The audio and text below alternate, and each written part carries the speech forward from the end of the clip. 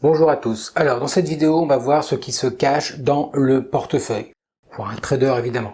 Après une courte définition qui va dresser les grandes lignes, on va voir ce que le portefeuille peut contenir et en conclusion, on va voir comment bien gérer son portefeuille.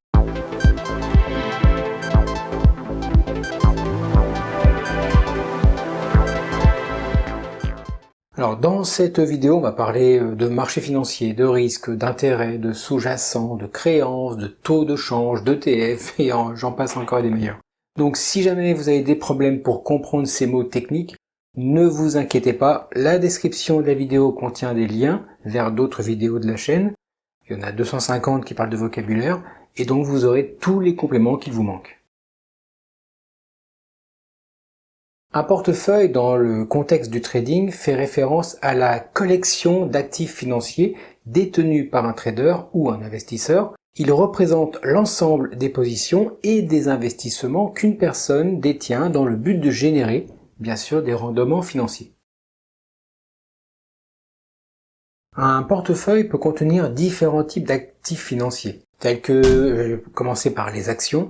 Les actions représentent par exemple des parts de propriété d'une entreprise cotée en bourse. Un trader peut détenir des actions de différentes sociétés dans son portefeuille, dans le but bien sûr de profiter de l'appréciation des cours des actions et des dividendes éventuels. Vous pouvez aussi avoir des obligations. Donc les obligations, c'est quoi? Ce sont des titres de créance émis par des gouvernements, des entreprises ou d'autres entités. Elles représentent une dette contractée par l'émetteur et fournissent des intérêts réguliers aux détenteurs de l'obligation. Un trader peut inclure des obligations dans son portefeuille pour obtenir un flux de revenus régulier et pour diversifier ses investissements. Vous pouvez aussi avoir des matières premières.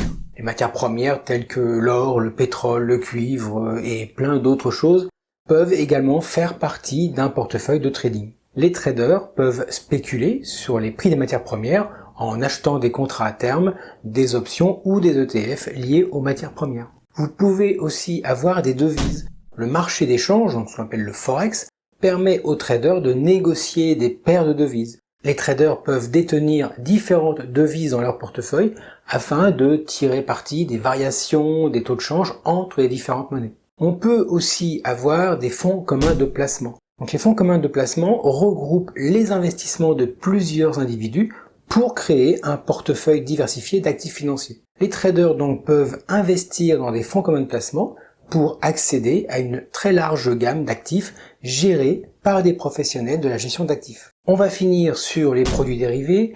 Les produits dérivés tels que les contrats à terme, les options, les swaps, etc. peuvent également être inclus dans un portefeuille de trading. Les traders utilisent ces instruments pour spéculer sur les mouvements futurs des prix des actifs sous-jacents pour se couvrir contre les risques et pour mettre en œuvre des stratégies spécifiques.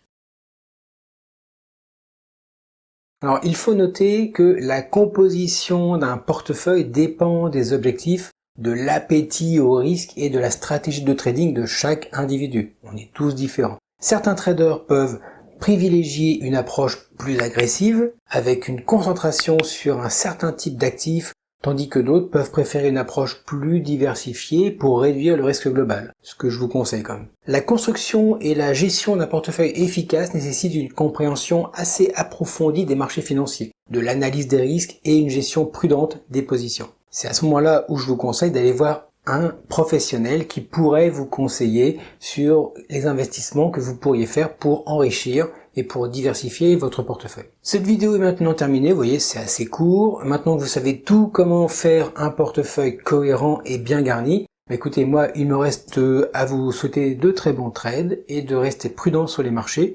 Quel que soit le contenu d'actifs de votre portefeuille, soyez prudent, les marchés sont fourbes. À très bientôt.